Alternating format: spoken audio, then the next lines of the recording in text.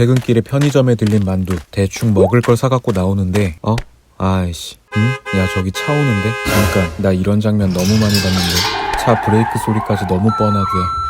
눈을 떴더니 역시나 판타지 세계겠지. 어리둥절하는 주인공. 사람들한테 뭐라도 좀 물어보려고 다가갔는데 광장 한가운데에 웬 검이 꽂혀 있습니다. 현질로 몇백은 쓴 듯한 스스할급 장비처럼 보이는데 역시나 만두에게만 뽑히는 검. 와 진짜 개진부하다. 그렇게 갑자기 이 세계로 와서 용사가 된 만두가 모험을 떠나고 동료도 만들고 중보스 몇 마리 잡고 최종 마왕까지 잡으면 꿈 벌써 엔딩까지 다 본 기분이죠. 여러분도 너무 익숙하고 많이 봤던 것 같은 느낌이 드시나요? 오늘의 교양만두는 안 봐도 블루레이인 뻔한 스토리, 클리셰에 대한 이야기입니다. 어디서 많이 본 듯한 설정의 영화나 드라마, 애니를 보면 흔히 클리셰 범벅이다 이런 말들을 하죠. 우선 이 클리셰라는 말은 프랑스어로 고정관념을 뜻하는데요. 본래는 인쇄업계의 용어였습니다. 일종의 단축키 같은 개념으로 비슷비슷한 내용을 인쇄할 때 자주 쓰이는 단어나 문장들을 조판공들이 미리 짜 맞춰놓는 기법을 말했죠. 그랬던 클리셰는 19세기경부터 진부하거나 틀에 박힌 생각이라는 의미로 확대돼서 소설, 영화, 드라마 등에 쓰이는 작법으로 인식됐습니다. 실제 당시 출간된 소설들에는 그녀는 머리를 흔들었다 라는 표현이 유독 많이 등장했는데요. 너도 나도 쓰는 이 표현이 지겨웠던 한 만평가는 이런 그림을 그려서 풍자하기도 했죠.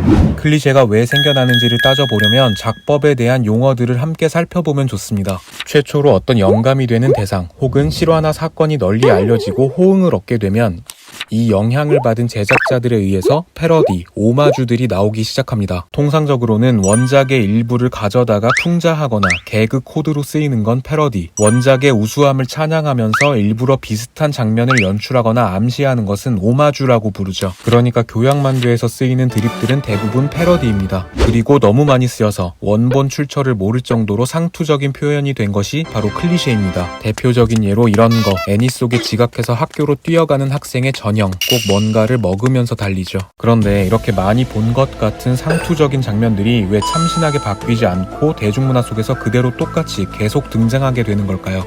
작법과 스토리텔링 전문가인 윌 스톤은 그 이유를 뇌의 진화론적 관점에서 설명합니다. 우리 뇌에 있는 신경세포와 뉴런은 매우 복잡 다양한 형태로 정보를 전달하고 조합하는데요. 이 신경세포와 뉴런들이 왜 세상 만물의 정보들을 수집하느냐? 바로 인간의 원초적 욕구인 생존을 위해서라는 것이죠.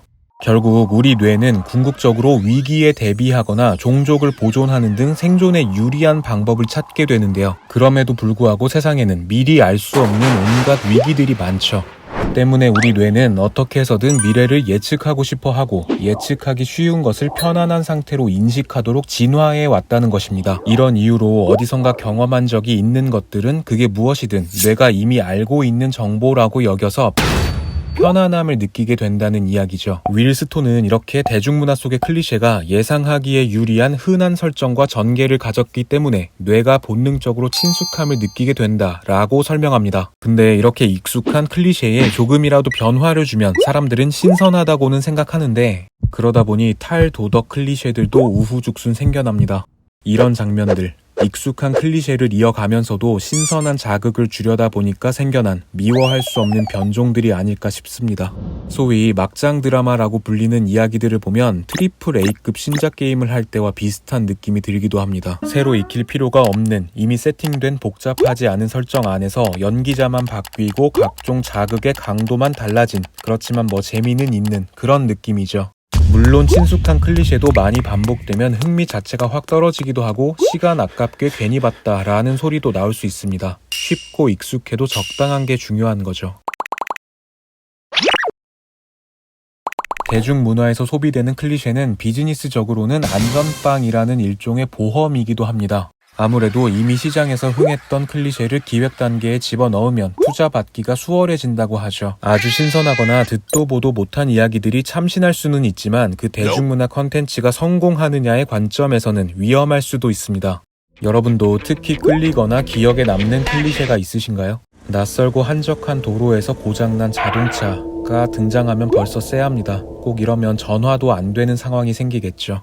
뭔가 비범하거나 묘한 느낌의 전학생, 얘네들 특은 꼭 주인공 옆자리에 앉죠.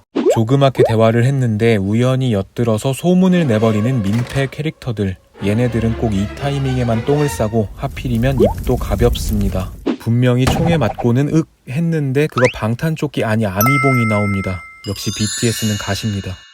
그리고 평범하던 주인공은 안경 벗으면 무조건 비주얼 상타치가 되죠. 클리셰는 마케팅에 적용되기도 합니다. 인간이라면 공감해야만 할 것 같은 카피들. 환경보호나 동물복지, 공정무역 등 착한 물건이라면서 소비를 부추기는 마케팅들이 있습니다. 돈을 쓰는 죄책감을 덜어주는 이런 착한 소비라는 클리셰들 때문에 우리가 이런 비싼 물건들에 돈을 쓰게 되는 면도 없지 않아 있죠.